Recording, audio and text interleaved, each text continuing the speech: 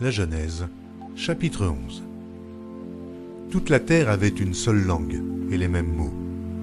Comme ils étaient partis de l'Orient, ils trouvèrent une plaine au pays de Shinaër, et ils y habitèrent.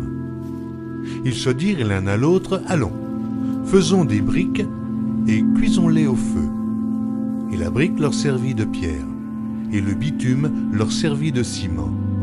Ils dirent encore, « Allons, bâtissons-nous une ville et une tour dont le sommet touche au ciel, et faisons-nous un nom, afin que nous ne soyons pas dispersés sur la face de toute la terre. » L'Éternel descendit pour voir la ville et la tour que bâtissaient les fils des hommes. Et l'Éternel dit, « Voici, ils forment un seul peuple et ont tous une même langue.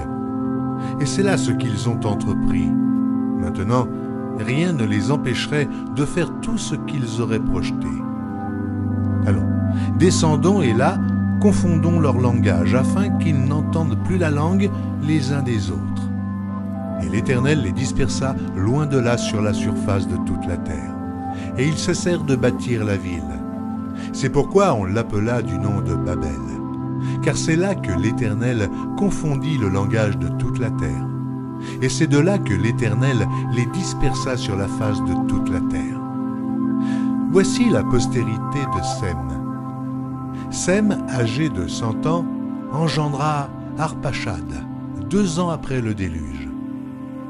Sem vécut après la naissance d'Arpachad 500 ans, et il engendra des fils et des filles. Arpachad, âgé de 35 ans, engendra Shélach. Arpachad vécut après la naissance de Shélach 403 ans, et il engendra des fils et des filles. Shélach, âgé de 30 ans, engendra Héber. Shélach vécut après la naissance d'Héber 403 ans, et il engendra des fils et des filles. Héber, âgé de 34 ans, engendra Péleg. Héber vécut après la naissance de Péleg 430 ans, et il engendra des fils et des filles. Péleg, âgé de 30 ans, engendra Réu. Péleg vécut après la naissance de Réu 209 ans, et il engendra des fils et des filles. Réu, âgé de 32 ans, engendra Sérug. Et Réu vécut après la naissance de Sérug 207 ans, et il engendra des fils et des filles. Sérug, âgé de 30 ans, engendra Nachor. Sérug vécut après la naissance de Nachor 200 ans, et il engendra des fils et des filles. Nachor, âgé de 29 ans, engendra Térach. Nachor vécut après la naissance de Térach 119 ans, et il engendra des fils et des filles. Térach, âgé de 70 ans, engendra Abram, Nachor et Haran. Voici la postérité de Térach. Térach engendra Abram, Nachor et Haran. Haran engendra Lot. Et Haran mourut en présence de Térach, son père, au pays de sa naissance, à Ur, en Chaldée.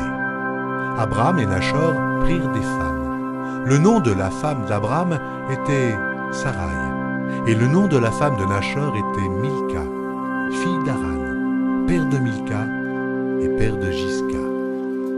Sarai était stérile, elle n'avait point d'enfant. Térach prit Abram, son fils, et Lot, fils d'Haran, fils de son fils, et Sarai, sa belle-fille, femme d'Abram, son fils. Ils sortirent ensemble d'Ur en Chaldée pour aller au pays de Canaan. Ils vinrent jusqu'à Charan, et ils y habitèrent. Les jours de Térach furent de 205 ans, et Térach mourut à Charan.